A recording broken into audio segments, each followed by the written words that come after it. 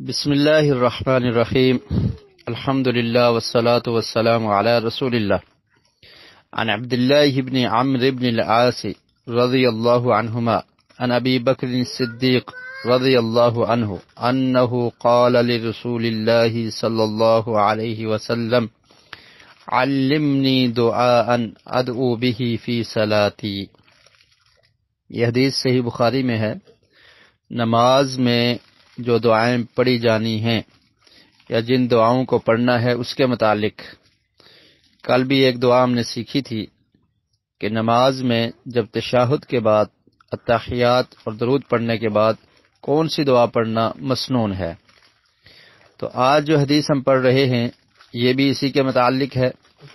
کہ تشہد میں درود کے بعد جو دعا پڑھی جائے گی وہ دعا کون سی ہے۔ اس حدیث کے راوی ہیں عبداللہ بن عمرو بن عاص رضی اللہ عنہما۔ حضرت عبداللہ یہ بھی صحابی ہیں اور ان کے والد عمرو بن عاص یہ بھی صحابی ہیں۔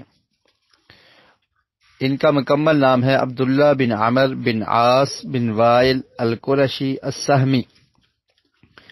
اور انہوں نے اپنے والد سے پہلے اسلام قبول کر لیا، یعنی عمرو بن عاص رضی اللہ تعالیٰ عنہ سے قبل عبداللہ ان کے بیٹے اسلام قبول کر چکے تھے،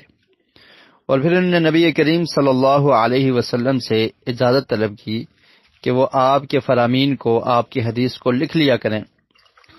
اور پوچھا کہ یا رسول اللہ اکتب کل ما اسمع منک، کہ اللہ کے رسول میں ہر بات آپ کی لکھ لیا کروں، جو بھی میں آپ سے سنتا ہوں، آپ غصے کی حالت میں ہوں یا عام حالت میں ہوں، خوشی کی حالت میں ہوں، تو جو بات بھی آپ کی زبان سے نکلتی ہے کیا میں اس کو لکھ سکتا ہوں؟ تو پیارے رسول صلی اللہ علیہ وسلم نے ارشاد فرمایا نعم فإنی لا اقول الا حقا، کہ ہاں آپ لکھ سکتے ہیں، میں حق کے علاوہ کچھ نہیں کہتا۔ اور انہوں نے نبی کریم صلی اللہ علیہ وسلم سے بہت زیادہ تعداد میں، کثیر تعداد میں احادیث کو یاد کیا، لیکن روایات ان سے کم ہیں۔ جس طرح حضرت ابو ہریرہ رضی اللہ تعالی عنہ سے روایات زیادہ ہیں لیکن ان سے روایات کم ہیں۔ احادیث کو ان نے بہت زیادہ یاد کیا۔ نبی کریم صلی اللہ علیہ وسلم کے بعد یہ عبادت میں مشغول رہے اور بہت ہی زیادہ عابد اور روزے رکھنے والے صحابی تھے۔ یہ روزے ریگولر رکھا کرتے تھے اور رات کو سوتے نہیں تھے، رات کو تہجد پڑھتے اللہ کی عبادت کیا کرتے تھے۔ نبی کریم صلی اللہ علیہ وسلم نے ان کو یہ حکم دیا تھا ان یصوم یوما ویفطر یوما، کہ اے عبداللہ بن عمرو بن عاص آپ ایک دن روزہ رکھا کریں اور ایک دن روزے کو چھوڑ دیا کریں، یعنی نفلی روزے یہ کثرت سے رکھتے تھے۔ اور پھر ان کو یہ بھی فرمایا کہ وَأَن يَنَامَ نِصْفَ اللَّيْلِ وَيَقُومَ ثُلُثَهُ وَيَنَامَ سُدُسَهُ، کہ آپ آدھی رات سو لیا کریں اور رات کا تیسرا حصہ یا رات کا چھٹا حصہ یہ عبادت کے لیے آپ خاص کر لیں، آدھی رات آپ سو لیا کریں۔ تو بہت ہی زیادہ عبادت گزار صحابی ہیں عبداللہ بن عمرو بن عاص رضی اللہ تعالی عنہما، یہ اس حدیث کے راوی ہیں، اور یہ بیان کرتے ہیں حضرت ابو بکر صدیق رضی اللہ تعالی عنہ سے۔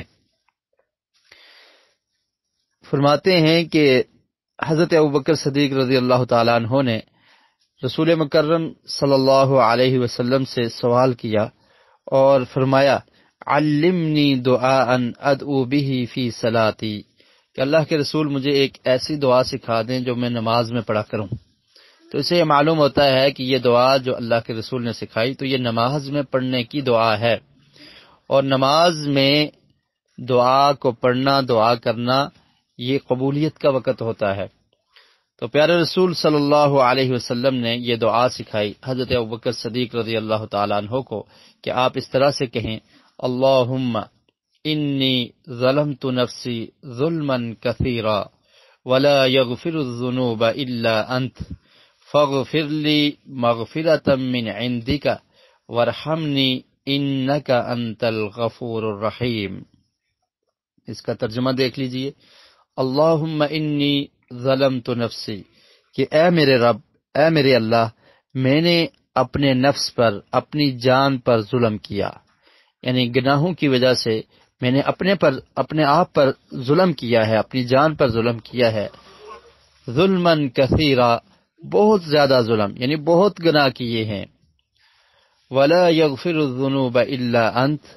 اور گناہوں کو معاف کرنے والا، گناہوں پر پردے ڈالنے والا، گناہوں سے تجاوز کرنے والا تو ہی ہے، تیرے علاوہ کوئی نہیں ہے۔ فاغفر لی مغفرۃ من عندک، اے میرے رب معاف کر دے، مجھے معافی عطا کر دے، گناہوں کو معاف کر دے، ایسی معافی جو تیری ہی طرف سے ہے،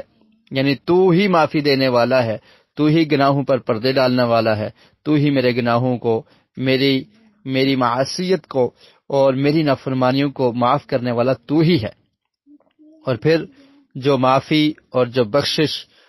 اور جو تجاوز رب کی طرف سے ہو تو وہ بہت بڑا عظیم معافی ہوتی ہے۔ من عند العظیم عظیم، کہ جو عظیم کی طرف سے ہو تو وہ عظیم ہوتا ہے، تو اس لیے فرمایا من عندک کہ اللہ تعالیٰ اپنے پاس سے مجھے معافیاں عطا کر دے، ورحمنی، اور تو مجھ پر رحم فرما، انک انت الغفور الرحیم، بے شک تو ہی بخشنے والا اور رحم کرنے والا ہے۔ تو یہ بہترین دعا ہے جس کو نماز میں پڑھا جائے اور پڑھنا چاہیے، اور یہ پیاری دعا نبی کریم صلی اللہ علیہ وسلم نے اپنے پیارے صحابی حضرت ابوبکر صدیق رضی اللہ تعالیٰ عنہ کو سکھائی تھی کہ وہ نماز میں اس دعا کو پڑھا کریں۔ اور یہ دعا بہت ہی اہم اور جامع اور معنی دعا ہے، اور اس میں نبی کریم صلی اللہ علیہ وسلم نے یہ بھی تعلیم دی ہے کہ رب العالمین سے کیسے مانگنا ہے۔ سب سے پہلے انسان اپنے گناہ کا اعتراف کرے، اگر کسی کو کوئی حاجت ہے تو اپنی حاجت پیش کرے، اور پھر اللہ رب العالمین سے سوال کرے کہ اللہ تعالیٰ اس حاجت کو پورا کرنے والا تو ہی ہے، میرے گناہوں کو معاف کرنے والا تو ہے، تیرے علاوہ کوئی نہیں معاف کر سکتا، اور میں تیرے در پہ آیا ہوں، تیرے آگے ہاتھ پھیلائے ہوئے ہیں، تجھ سے ہی مانگ رہا ہوں۔ تو اس طرح سے اپنے گناہوں کا اعتراف، اپنی پریشانی کا اعتراف،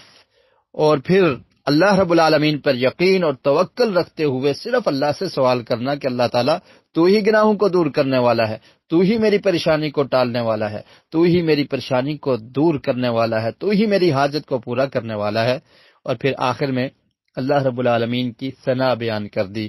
کہ ان الفاظ کے ساتھ کہ انک انت الغفور الرحیم، رب العالمین تو غفور بھی ہے، تو رحیم بھی ہے، تو رحم کرنے والا ہے، تو بخشنے والا ہے، تو معافی عطا کرنے والا ہے، اور یہ تیری صفات ہیں، تو معاف کر دے۔ تو یہ دعا کرنے کا ایک طریقہ بھی اس میں بیان کر دیا۔ اس دعا کو یاد کیجئے، اور نماز میں تشہد کے بعد، درود ابراہیمی کے بعد، یہ دو دعائیں جو ہم نے سیکھی ہیں کل کے لیکچر میں اور آج کے لیکچر میں، ان کو یاد کر کے پڑھیے۔ اللہ رب العالمین سے دعا ہے کہ اللہ تعالی ہمیں احادیث کو سمجھنے کی اور ان پر عمل کرنے کی توفیق نصیب فرمائے۔